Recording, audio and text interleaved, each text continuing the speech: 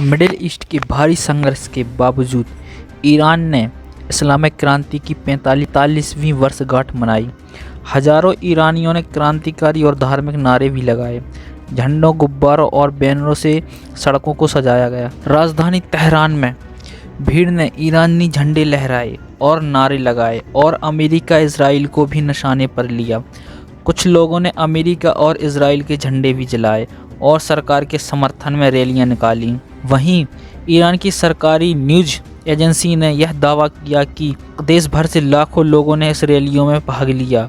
वहीं ईरान की एयरफोर्स ने कासिम सुलेमानी को सम्मान देते हुए मिसाइलें दागीं। समारोह के दौरान पैराट्रूपर फिलिस्तीनी झंडा प्रदर्शित करते हुए विमान से कूद गया। वहीं इब्राहिम रईसी ने ईरानी टीवी पर एक इंटरव्यू के दौरान जियोनी शासन को निष्कासित करने का आह्वान किया, जबकि भीड़ ने उनके समर्थन में नारे भी लगाए और गाजा में चल रही बमबारी को जल्द से जल्द रोकने का आह्वान भी किया। कई चेतावनियां मिलने के बावजूद नेतन्याहू का प्लान है कि वह रफा पर हमला करेगा। फिलिस्तीनी शरणार्थियों से भरे दक्षिणी गाजा के शहर रफा में नियोजित हमले पर बढ़ती अंतर्राष्ट्रीय चेतावनियों का सामना इजराइल को करना पड़ रहा है।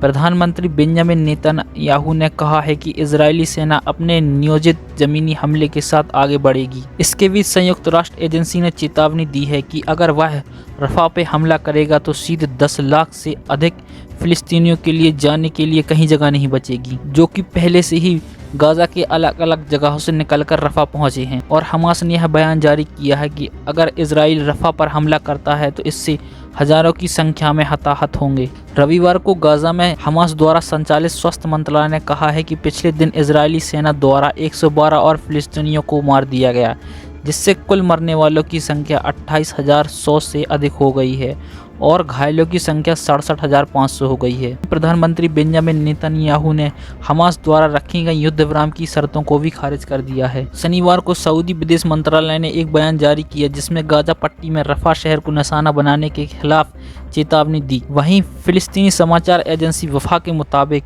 रफा पर इजरायली हवाई हमले में कम से कम 6 फिलिस्तीनी मारे गए हैं और शनिवार को इजरायली रक्षा बल ने कहा है कि उसकी वायुसेना ने दक्षिणी शहर में हमास के 2 आतंकवादियों को मार गिराया है। IDF ने यह भी कहा है कि उसने फिलिस्तीनी शरणार्थियों के लिए राहत एजेंसी द्वारा संचालित एक स्कूल के पास एक सुरंग शव की खोज की, जो UNRWA के मुख्यालय के नीचे एक भूमिगत आतंकवादी सुरंग की ओर जा रही थी। वहीं UNRWA ने इस पर तुरंत प्रतिक्रिया देते हुए एजेंसी के कार्यालय के पास हमास की सुरंग के बारे में किसी भी जानकारी से इनकार कर दिया। वहीं फिलिस्तीनी रेड क्रिसेंट सोसाइटी ने कहा है कि 3 मरीजों की मौत हो गई क्योंकि इजरायली सैनिक ने खान यूनिस के अल अमल अस्पताल में ऑक्सीजन पहुंचने से रोक दिया। वहीं BBC की दोगलापंथी यह है कि युद्ध के दौरान किए गए कई युद्ध क्षेत्र दावों को स्वतंत्र रूप से दिखाने में वह असमर्थ